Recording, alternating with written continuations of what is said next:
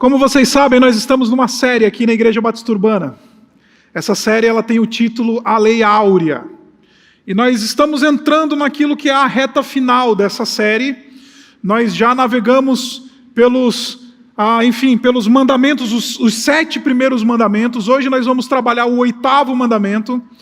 E antes de falar propriamente deste mandamento, o 8º mandamento que diz, não furtarás, eu queria lembrar você de algumas verdades importantes que nós já tratamos nessa série, porque sem que a gente entenda o todo daquilo que é o decálogo, essas chamadas 10 palavras que Deus entregou para o seu povo depois que eles saíram do Egito, da terra da escravidão, a gente não vai conseguir entender bem isso daqui se a gente não entender muito esse contexto. A primeira coisa que você precisa entender é que esta aliança, este pacto, esta lei que foi entregue a Moisés, ao povo, entregue por Moisés ao povo de Deus, essa lei é aquilo que configura ou constitui a nação de Israel. Antes da entrega da lei, a nação de Israel, aquilo que nós conhecemos como a nação de Israel, era um amontoado de nômades, que tinham saído de uma terra que viveram por mais de 400 anos, sem nenhum tipo de organização, sem nenhum tipo de estabelecimento social. A partir deste momento em que Deus entrega a lei, este amontoado de nômades se torna uma nação. A partir desse momento em que Deus entrega a lei, essa turma toda que tinha saído, tinha visto grandes coisas, ela se torna um povo, uma nação, tem uma bandeira. E por que eu estou falando isso? Porque o povo de Deus, ele é formado a partir da palavra de Deus. Nós somos o povo que é formado a partir daquilo que Deus fala. A nação de Israel no passado se tornou nação, se tornou povo, depois que Deus falou com este povo ali no Monte Sinai.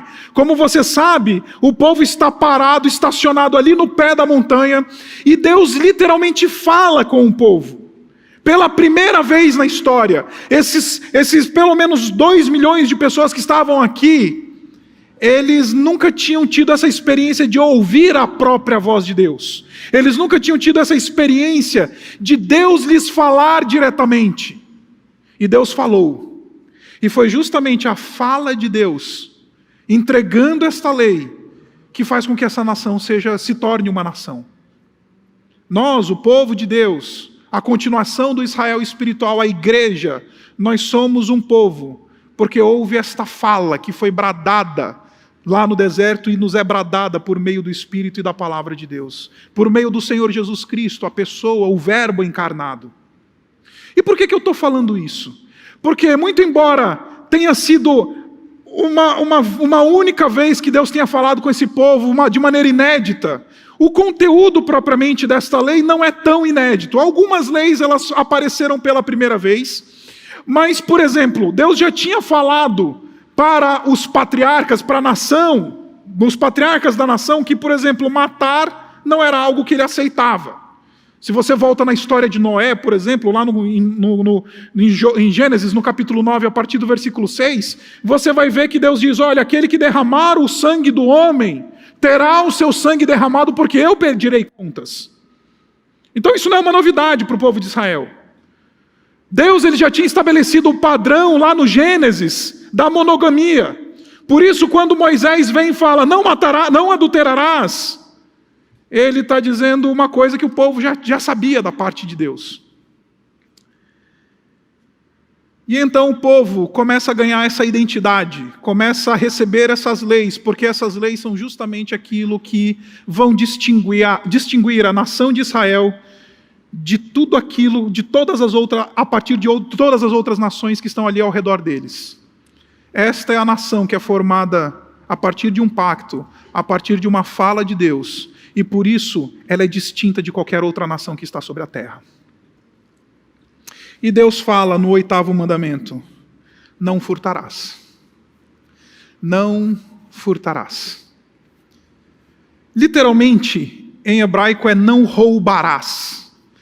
Ou se a gente pudesse fazer uma tradução mais dinâmica dessa expressão hebraica que aparece aqui, a gente poderia dizer: não tome como seu aquilo que é do outro. Não tome para si aquilo que pertence a outro. Literalmente é uma palavrinha hebraica que traz esse sentido de usurpação, que traz esse sentido de tomada ilegítima de um bem que não pertence. Agora, para que a gente entenda bem esse mandamento, a gente precisa retomar algumas coisas importantes aqui. Se você um dia conversar com alguém que é da área do direito, alguém que, enfim, manipula o mundo jurídico, um advogado, um juiz, um promotor de justiça, etc., você vai descobrir que para uma lei fazer sentido, para que uma lei ela tenha fundamento, ela precisa proteger algum valor.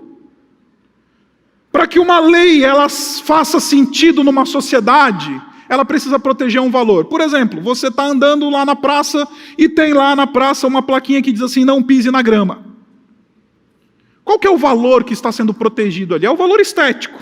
É o valor da boa paisagem, da urbanização. Você não vai pisar na grama, destruir a grama. Você não vai... Existe um valor que está ali por trás daquele não pise na grama. Quando o Senhor ele entrega estas leis para o povo de Deus, ele entrega justamente nesse sentido, não necessariamente para dar um checklist para o povo cumprir, mas porque Deus está mostrando valores que este povo precisa resguardar. Deus está preocupado não com a lei em si, mas com o valor que a lei revela. E quais são os valores que este mandamento especialmente protege? O primeiro deles é o da ordem social. O primeiro deles é o mandamento que diz: você não vai tomar, você não tem licença para tomar de outra pessoa aquilo que não é teu. A ordem social está sendo resguardada ali naquela nação que está sendo constituída. Mas não somente a ordem social está sendo resguardada, mas a dignidade do possuidor do bem. Eu não sei se você já teve a experiência de ser assaltado ou ser roubado. Como isso ofende a gente? Como isso nos torna indivíduos cheios de indignação. Nos sentimos ultrajados quando algo nos é tomado. Quando eu era garoto, eu ganhei de presente, eu sou da geração que jogava muito videogame quando criança. E eu ganhei de presente um Master System. Os que têm mais de 35 anos sabem do que eu estou falando. Essa geração do PS5 não faz nem ideia do que é videogame raiz. E quando garoto, meu pai me deu de presente o famoso Master System. E eu não sei se você sabe, mas os videogames no passado, para que você pudesse jogar os joguinhos, você tinha que adquirir uns cartuchos. E você instalava esse cartucho no console do videogame para poder jogar o joguinho lá. E eu lembro que numa viagem que o meu pai fez para fora do Brasil, eu falei: pai, já que você vai para fora do Brasil, você vai trazer um monte de jogo para mim. Que é baratinho lá nos Estados Unidos e não sei o quê, parará, então você vai trazer um monte de jogo para mim. E ele trouxe uma série de jogos para mim, só que esses cartuchos você tinha que guardar, se você quisesse, porque cada vez que você ia jogar o joguinho, você tinha que pegar o cartucho, colocar no videogame, ligar o videogame e então jogar o joguinho que você queria. E eu lembro que uma vez a gente fez um evento na igreja e o pessoal falou assim: ô Isaacão, leva teu videogame lá para a rapaziada jogar. Eu falei: levo. Aí levei o videogame para a igreja.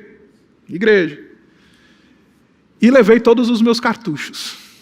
E ficou lá os cartuchos rodando. Vamos jogar o jogo de luta, o jogo de carro, o jogo de futebol, não sei o quê, parará. E troca cartucho e não sei o quê. Quando voltei para casa, o cartucho favorito, do meu jogo favorito, tinha sumido. Alguém tinha pego. Aquilo me deu um senso de ultraje. Aquilo me deu um senso de... Como é que pode, dentro de uma igreja, roubaram o meu cartucho? Quando a lei diz: não furtarás, a dignidade do possuidor está sendo protegida. Quando a lei do Senhor diz, não furtarás, não somente há uma ordem social sendo protegida, mas também há uma dignidade daquele que possui esse determinado bem sendo protegida. Finalmente, não somente a ordem social e não somente a dignidade do possuidor, mas o próprio direito à propriedade também está sendo protegido. Muito embora nós vivamos numa época de discussões acerca dos melhores modelos de organização social, pessoal à direita, pessoal à esquerda, isso daqui não é um sermão que vai mexer com política, mas sim, a palavra de Deus, ela resguarda, por meio do não furtarás, o direito à propriedade privada. E uma vez Deus tendo nos concedido coisas que estão debaixo da nossa posse, Deus garante a proteção desses bens e garante que temos o direito de possuir coisas. Porque leis, para fazerem sentido, elas precisam proteger valores. Uma lei que não faz sentido, uma lei que não protege um valor, ela não tem razão de existir. Uma lei que não resguarda um valor, ela não tem razão de existir. A lei do Senhor resguarda valores que nós precisamos levar bastante a sério. Mas não somente há um movimento de proteção de valores nesse mandamento, nós temos aqui um movimento espiritual, porque esta não é uma lei humana, esta é uma lei divina. Esta é uma lei que foi dada pelo próprio Deus. E porque ela foi dada pelo próprio Deus, ela não somente tem essa função de organizar esses nômades agora como uma nação, ele não somente tem essa função de proteger a dignidade do indivíduo, não somente tem essa função de garantir o direito à propriedade, mas essa lei também tem um convite a uma reflexão espiritual. E isso é aquilo que é mais importante em toda essa passagem.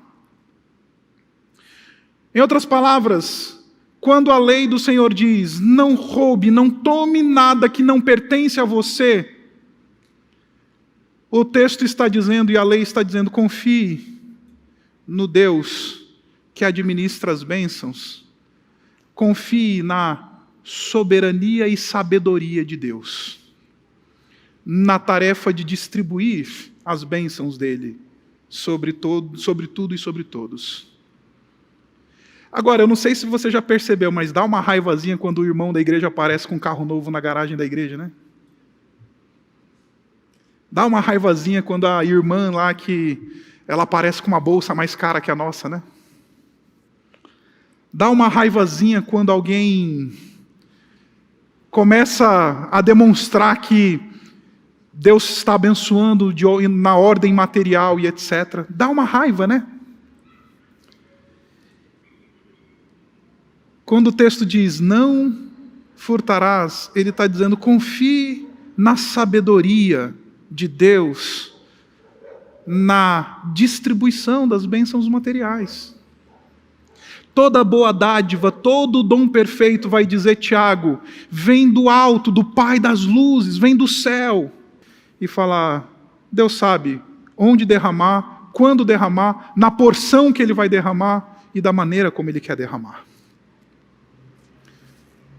Só que a gente tem uma raivinha, né? Porque a gente quer tomar o lugar de Deus e quer dizer, não, Deus, isso devia ser para mim, isso devia ser assim, eu que devia receber isso e não aquele cara, aquela mulher. Eu costumo dizer que na igreja, a gente infelizmente classifica os nossos relacionamentos a partir da marca da bolsa, né? Mulher é assim, ela vê assim, detecta, né? Ela olha para a bolsa da vizinha e fala assim, essa tem dinheiro, Michael Kors. Os homens detectam pelo carro, SUV, tem dinheiro. Esportivo, tem dinheiro. E a gente fica se relacionando a partir dessa mesquinharia, dessa pequenez, medindo quem tem mais, quem tem menos, quem recebeu mais, quem recebeu menos. quem tem uma etiqueta assim na roupa ou quem não tem. Quando o texto diz, não furtarás, ele está dizendo, confie que Deus sabe derramar suas bênçãos. Confie na sabedoria de Deus, porque Ele sabe derramar as suas bênçãos. E meus irmãos, a minha experiência pastoral, ela tem me mostrado que Deus, Ele é sábio. Eu garanto para você que se você ainda não recebeu da parte de Deus alguma coisa que você gostaria muito, é bem provável que essa coisa que você gostaria muito fosse maldição na sua vida. E é justamente quando a gente não confia na sabedoria de Deus, no derramar das suas bênçãos, é que a gente tenta tomar o lugar de Deus. Aí a gente faz umas curvinhas no nosso imposto de renda, né? Mês passado a gente entregou o imposto de renda. Como é que foi o teu imposto de renda? Mês passado a gente declarou. Eu costumo dizer que o mês de abril, e este ano especialmente o mês de maio, é o mês em que os cristãos são profundamente tentados em silêncio.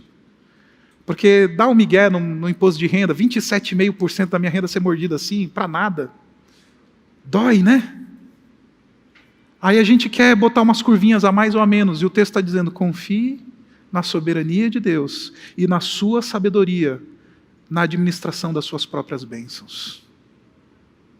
Mas não somente o texto está convidando o povo a ter fé, o texto ele está dizendo que eu preciso aprender uma lição de contentamento. Porque eu só vou conseguir confiar na soberania e na sabedoria de Deus, na administração das bênçãos e no derramar das bênçãos materiais sobre nós, quando eu aprendo a ser contente com aquilo que tenho. Quando eu aprendo a dizer obrigado pelo que tenho e não ficar aspirando coisas que ainda não recebi da mão do Senhor e que eventualmente nem vou receber. E que eventualmente Deus está me livrando de um ídolo, e que eventualmente Deus está me livrando de algo que vou possuir, e pior, vou ser possuído por essa coisa. Meus irmãos, eu vim aqui dizer para você essa manhã que nós temos uma tendência não a possuir coisas, mas a sermos possuídos por elas. Nós somos possuídos pelo nosso olerite, pela cor do cartão do nosso cartão de crédito. Nós somos possuídos pela etiqueta da nossa roupa. Nós somos possuídos pelo bairro onde está a nossa casa. Nós somos possuídos pela marca do carro que a gente dirige. Sabe por que eu estou dizendo isso? Nós somos possuídos porque a gente, de maneira geral, passa a derivar a nossa identidade a partir dessas coisas. Quem é que é o fulano? É o cara que dirige carro tal. Derivou a identidade dele, quem ele é, a partir do bem. Não é ele que tem o carro, é o carro que tem ele. Ah, eu sou o cara que trabalha na multinacional em cargo de diretoria. Não é ele que tem o cargo, é o cargo que tem ele. E aí, quando eu aprendo a ser contente com aquilo que recebi da boa mão de Deus, do Senhor, eu me liberto dessa escravidão de ser possuído por aquilo que tenho. Eu me liberto da escravidão de ser possuído pelo celular que uso, do computador que tenho, das coisas que tenho. Eu sou liberto dessa escravidão de ser possuído pelo patrimônio que construí. Pelo meu plano de aposentadoria privado.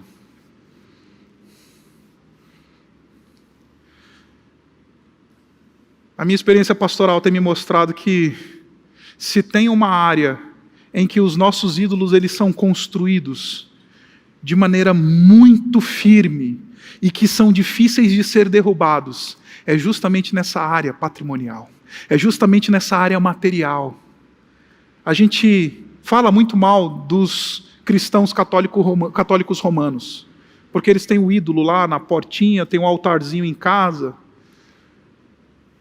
mas a gente se dobra diante dos nossos pertences, da nossa casa, do nosso VGBL ou PGBL. Quando o texto diz, não furtarás, ele não somente está dizendo, confie na soberania de Deus, que Ele sabe como distribuir as suas bênçãos, mas Ele está dizendo, aprenda a ser contente com aquilo que Deus já te deu. Porque quem é contente com aquilo com aquilo que já recebeu da mão de Deus, não vai ter aqueles olhos de radar material. Sabe o que é o olho do radar? Fica olhando o radar e não consegue sossegar. Existe um sociólogo, famoso inclusive, chamado Zygmunt Bauman.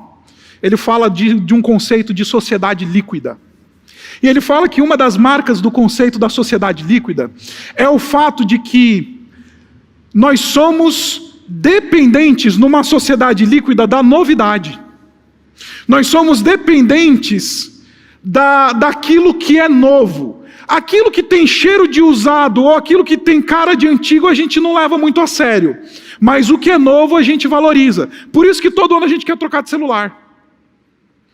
Porque se eu tenho um iPhone 12, vai sair o 13, eu não quero mais o 12. O 12 não me satisfaz mais, eu quero o 13.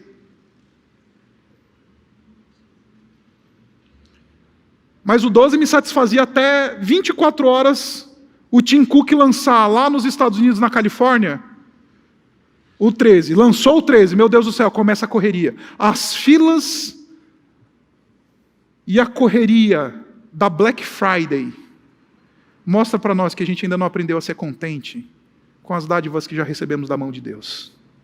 A gente sempre quer um celular novo, a gente sempre quer um carro novo, uma casa não é suficiente, a gente quer duas. A gente quer aqui na cidade, a gente quer na praia e no campo.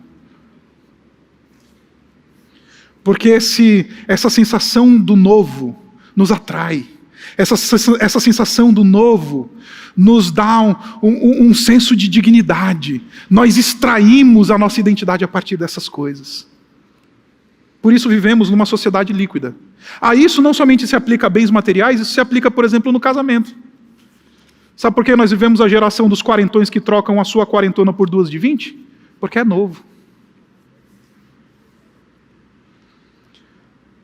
Como nós não temos mais valores a serem protegidos, aí a gente troca. Porque o novo sempre vai brilhar mais aos nossos olhos. Aí Deus diz, sabe como é que você vai se libertar dessa escravidão? A escravidão da posse, a escravidão de ser possuído por aquilo que você tem. Seja contente e grato por aquilo que Deus te dá. Em vez de dizer, Senhor, me dá, diga, Senhor, obrigado por aquilo que tem. Comece a cultivar uma disciplina de gratidão, e eu garanto para você, esse anseio por ter vai diminuir. Esse anseio por ter, isso vai ser tratado. Como você sabe, não faz um pouco mais de 2 meses que eu saí do tubo. E uma experiência como essa que vivi, ela é muito interessante, porque uma das primeiras coisas que eu, depois de ter saído do tubo, sentei para conversar com a minha esposa, eu falei, amor, a gente precisa de viver uma vida mais simples.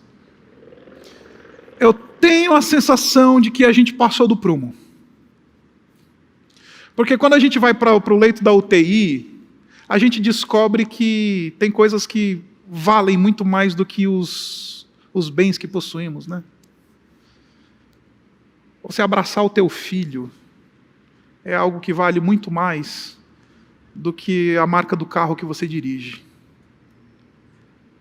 A gente não precisa de um tubo para ensinar isso a gente, mas porque a gente é tão escravo e tão possuído por aquilo que a gente tem, às vezes precisa vir um tubo e dizer, acorda para as coisas que realmente valem a pena nessa vida e aprende a ser grato por aquilo que Deus já te deu. E para de querer ficar aspirando o universo a teu favor. Em terceiro lugar, não furtarás nos ajuda a discernir o nosso coração acerca dos desejos que temos dentro de nós. Deixe-me explicar para você o que eu estou querendo dizer para você. Depois que entrou o pecado no mundo, nós nos fizemos semelhantes à serpente. Aconteceu um processo que os teólogos chamam de serpentização. O que é a serpentização?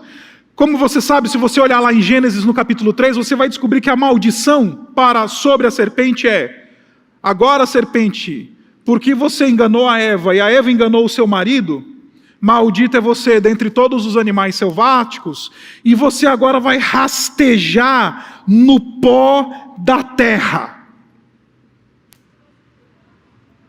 Tu vai comer pó. Em outras palavras, o texto está dizendo assim: a matéria vai te dominar. Aí a gente vira serpente quando a gente se deixa dominar por esse desejo daquilo que é do outro. A gente vira serpente, a gente vira aquele que rasteja no pó da terra pelo olerite, rasteja no pó da terra pela carreira, rasteja no pó da terra como a serpente, comendo o pó do chão da terra, porque esqueceu que existe uma realidade espiritual. Porque como a gente resumiu a nossa existência às coisas da matéria, do presente, aí a gente passa por um processo de serpentização. A gente fica rastejando a barriga na hora extra que a gente faz. Sabe aquele sentimento de vida miserável que você tem? E eu tenho, às vezes, quando a gente faz um monte de hora extra e descobre que não rendeu nada. Trabalhei que nem um condenado esse mês e parece que a sensação é: para quê? Esse é o drama daquele que se serpentizou na sua vida e está rastejando a barriga e comendo pó, correndo atrás de coisas materiais. O não furtarás vem e diz assim para mim e para você, ele fala: discerne bem o que você deseja. Porque, meus irmãos, o meu discurso aqui ele não é um discurso de pobreza, ou, eu não vou mais então querer crescer na minha carreira, eu não quero mais, então quer dizer que é pecado desejar uma casa mais segura, uma casa melhor, uma casa maior para os meus filhos, ou alguma coisa do tipo. Não estou falando nada disso. O que eu estou querendo dizer para você é que quando essas coisas nos dominam, aí a gente vira serpente que rasteja no chão. Agora, quando essas coisas não nos dominam, a gente consegue desfrutar dessas coisas como coisas e não como ídolos. A gente consegue aproveitar e desfrutar dessas coisas, dessas bênçãos que Deus nos dá, não como ídolos, mas como coisas, sem ser possuídos por elas. Porque o não furtarás diz: discerne bem os desejos do teu coração. Discirna bem aquilo que está dentro de você. O não furtarás é um convite para que a gente possa olhar para os nossos desejos e falar: Deus quer realmente que eu deseje isso? Deus quer realmente que eu faça 30 horas extras essa semana? Deus quer realmente que eu abra mão do meu tempo com a minha esposa e com os meus filhos em nome disso para comprar aquilo? Não furtarás é um convite a discernir aquilo que desejo.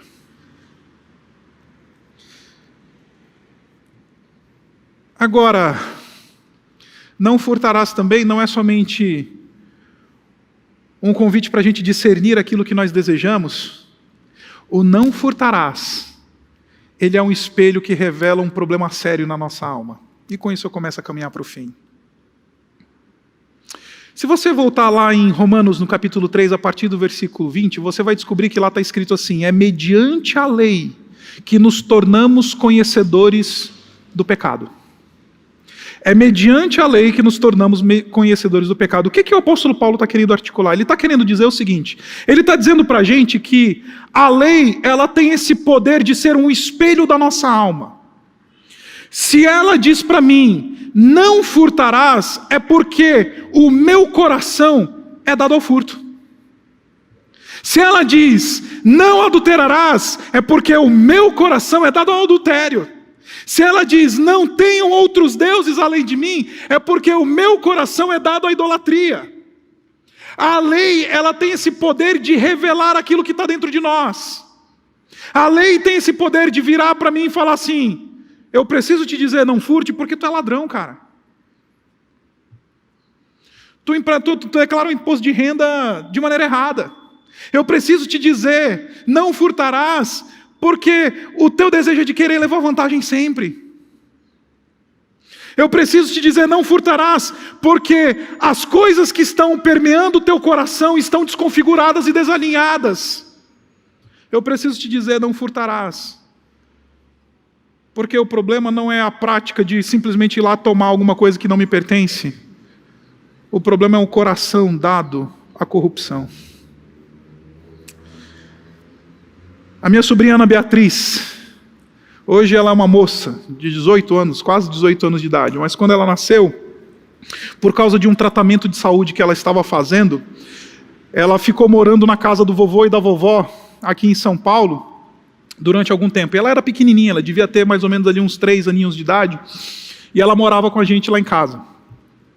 E com a chegada da Ana Beatriz na nossa casa, os meus pais eles decidiram então fazer aquilo que todo avô faz, né? Se preocupa com a segurança e tal. A minha mãe saiu colocando protetores de tomada na casa inteira. Bastava a Ana Beatriz ver uma tomada sem o protetor que ela queria ir lá botar o dedinho assim. Aí a regra era muito simples. Ana Beatriz, não coloque o dedo na tomada.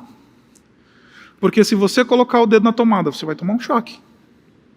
Se você colocar o dedo na tomada, vai acontecer alguma coisa muito ruim. E se você colocar o dedo na tomada, o vovô e a vovó vão disciplinar você. Aí a Ana Beatriz passava perto da tomada. Aí ela olhava para a vovó, via se a vovó estava fazendo alguma coisa. Aí a vovó, Bia.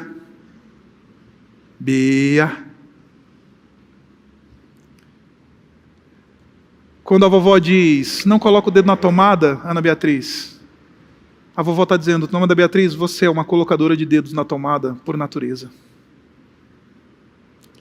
Quando a lei diz, não furtarás, ela está dizendo para mim e para você, tu é dado ao roubo, tu é dado à vantagem, tu é dado aquilo que o ganho ilícito, ao troco mal devolvido.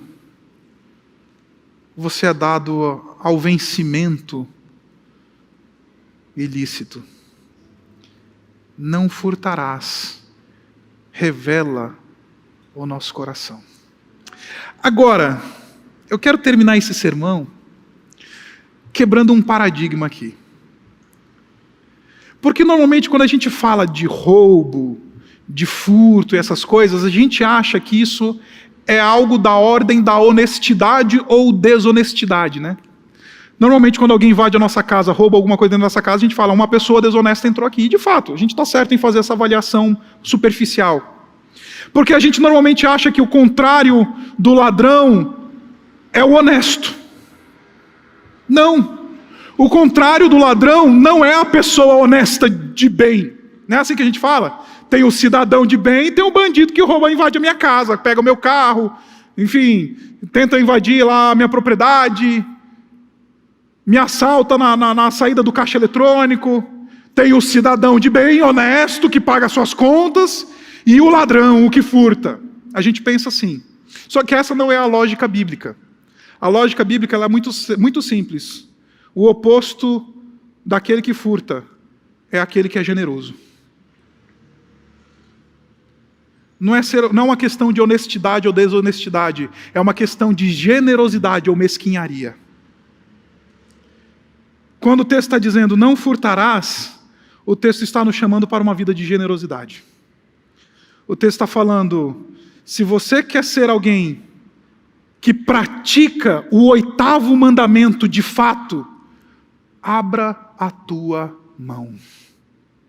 Porque o oposto do que rouba não é aquele que toma, é aquele que dá. Não é uma questão de ser honesto, é uma questão de ser sacrificial, de alguém que doa. Sabe como eu sei que não fui possuído por alguma coisa que tenho? Quando eu entrego essa coisa que tenho.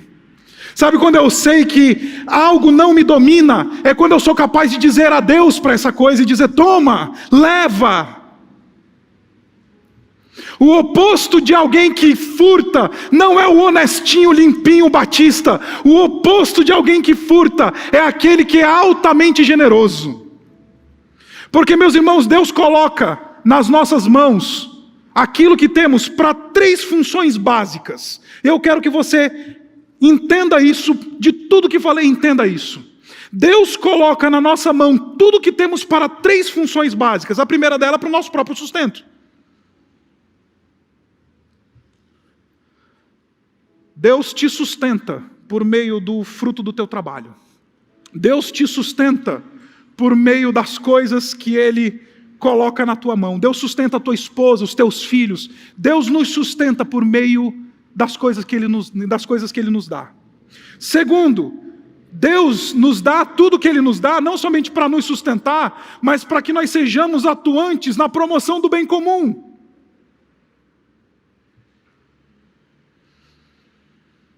Eu lembro que um pouco antes do meu pai falecer, eu tive uma conversa com ele, falei assim, ele tinha se mudado de volta para Boa Vista, e aí, lá em Boa Vista, ele voltando para Boa Vista, ele acabou contratando a mesma empregada que nós tínhamos quando a gente morou lá em Boa Vista no início dos anos 80. A Ireneide. Alguns membros aqui da nossa igreja sabem quem ela é. Ele contratou a mesma empregada que trabalhava para a gente quando a gente era criança, a Ireneide. Aí eu virei e falei assim, nossa pai, você chegou em Boa Vista e está fazendo tudo igual, até a empregada é a mesma? Aí ele falou assim para mim, sabe o que é, Isaac? É que tem um pouquinho de arrependimento nesse processo. Da última vez que moramos em Boa Vista, por 10 anos, a Ireneide foi nossa empregada por 10 anos e a gente não fez nada para ela deixar de ser nossa empregada. Por isso eu decidi contratar ela e eu vou ajudar ela a se formar para que ela deixe de ser minha empregada. As nossas empregadas trabalham 10, 15, 20 anos para nós e a gente não faz nada pelo bem comum. A gente não faz nada para que elas deixem de ser as nossas empregadas. Deus nos dá aquilo que nos dá. Não somente para nos sustentar, não somente para a gente passar férias na Disney, mas para que a gente seja promotor do bem comum. Paga um curso para a tua empregada. Ajuda o cara que é o teu jardineiro, o teu mecânico. Promoção do bem comum. Em terceiro lugar, para que a gente possa ser parceiro dele no investimento do reino. Quando o texto diz, não furtarás, ele está dizendo, investe nas coisas do reino. Seja generoso. Abençoa, invista na obra do Senhor. Promova o bem, invista na obra do Senhor, sustenta a tua casa, porque aquilo que Deus coloca na nossa mão, não é para que retenhamos, mas para que a gente possa doar. Porque aí a gente diz para o Senhor, Senhor, obrigado, e eu estou liberto de ser possuído por aquilo que tenho. E eu quero encerrar hoje, explicando uma coisa que é muito controversa, aqui na Igreja Batista Urbana. Como você sabe, a gente não acredita em dízimo aqui na Urbana. A gente não cobra dízimo, sequer faz momento de ofertório no culto. Porque a gente leva esse mandamento muito a sério. Uma vez que ele nos convida à generosidade. Uma vez que a gente entendeu que tudo aquilo que Deus nos dá é para esses 3 movimentos. O movimento do nosso próprio sustento e da nossa família. O movimento de produzir o bem-estar. E o movimento de investir e ser parceiro de Deus na sua obra. Porque, meus irmãos, a minha experiência pastoral ela tem me mostrado que quem é muito apegado aos 10% é escravo dos outros 90%. Então ele dá os 10 para Deus e fala assim, não mexe nos meus 90%.